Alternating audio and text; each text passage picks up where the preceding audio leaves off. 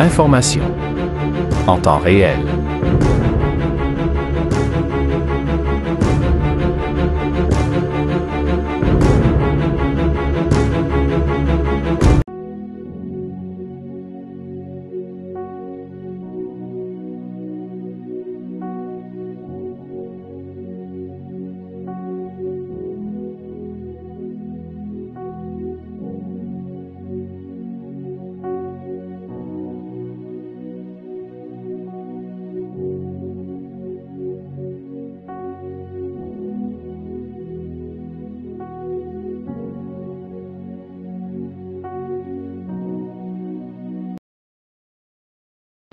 Bien-aimés dans les Seigneurs, shalom.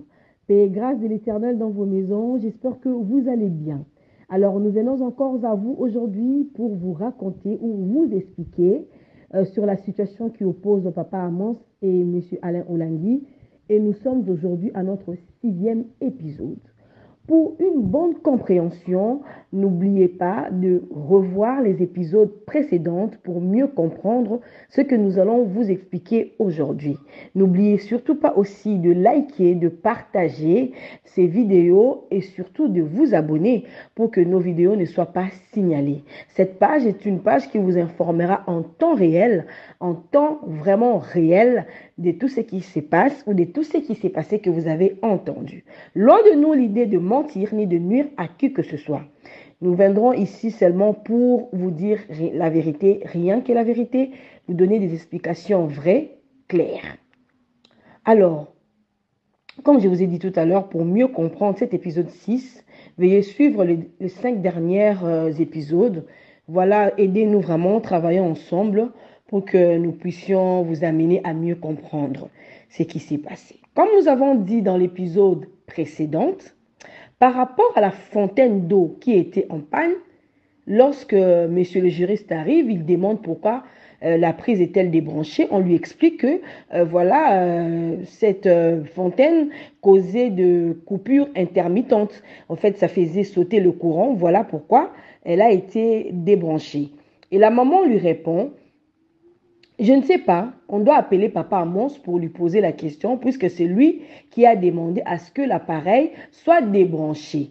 Mais en réalité, comme je venais de vous le dire, ça a été débranché par raison de coupures intermittentes. Mais la maman ne sachant pas, a dit bon, je vais appeler Papa Amos pour que Papa Amos vous explique. Et le juriste va rétorquer et dire: je n'ai pas besoin que tu appelles votre papa. La fontaine doit être réparée.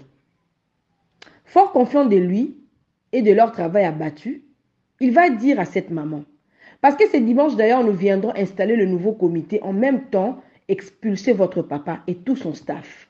Encore une fois, le juriste nous sort le verbe expulser. Alors il va encore ajouter ceci: sachez que nous sommes nombreux, plus de la moitié de la salle.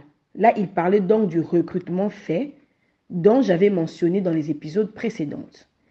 Et voilà, quelques minutes après, il y a d'autres responsables qui arrivent aussi sur le lieu et ils trouvent la discussion entre la maman et le juriste. Alors une grande discussion plutôt s'installe. Lui étant un malin, lorsqu'il discutait avec la maman, il était dans tous ses états. Il montrait vraiment qu'il est là pour mettre de l'ordre, pour donner des ordres. Mais au moment où il a constaté que les gens filmaient la scène, il s'est fait petit. Il ne parlait plus, il était silencieux.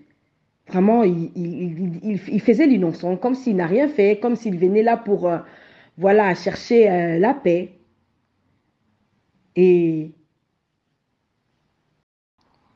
donc, je disais tout à l'heure que lorsque les gens ont commencé à filmer la scène, il est redevenu calme, comme un agneau. On dirait que ce n'est pas lui qui avait provoqué la situation.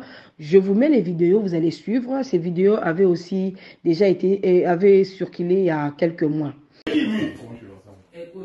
Mais non, il a dépassé les bornes. Qu'est-ce que c'est comme histoire? Tu viens ici.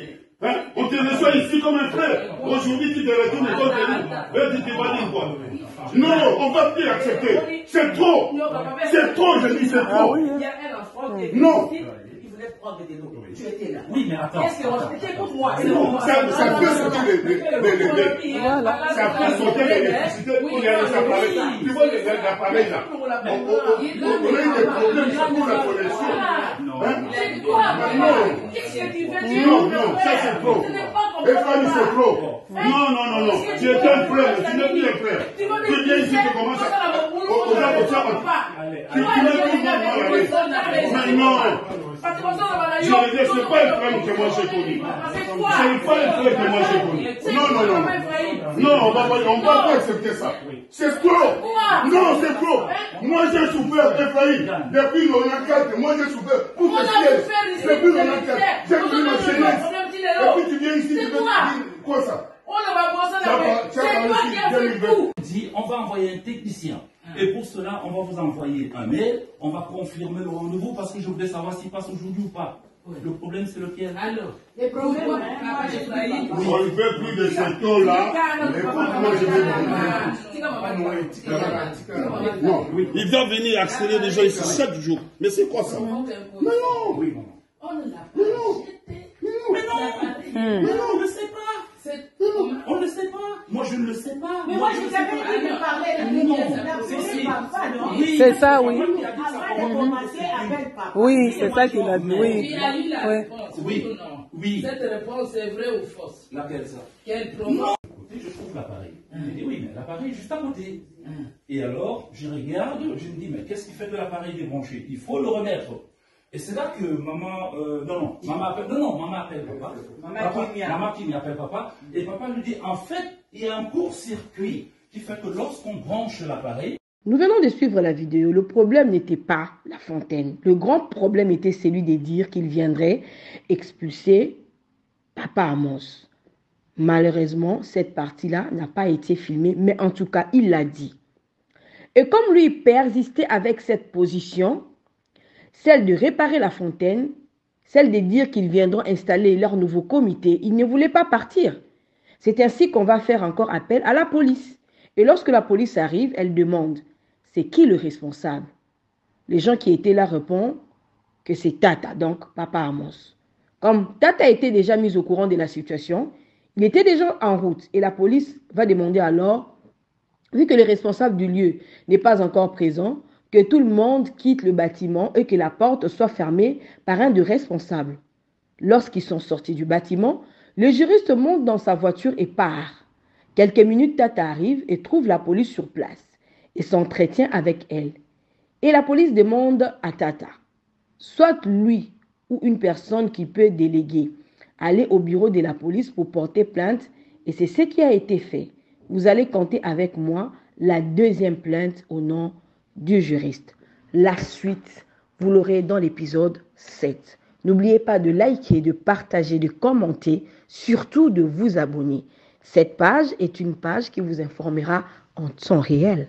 Que le Seigneur vous bénisse.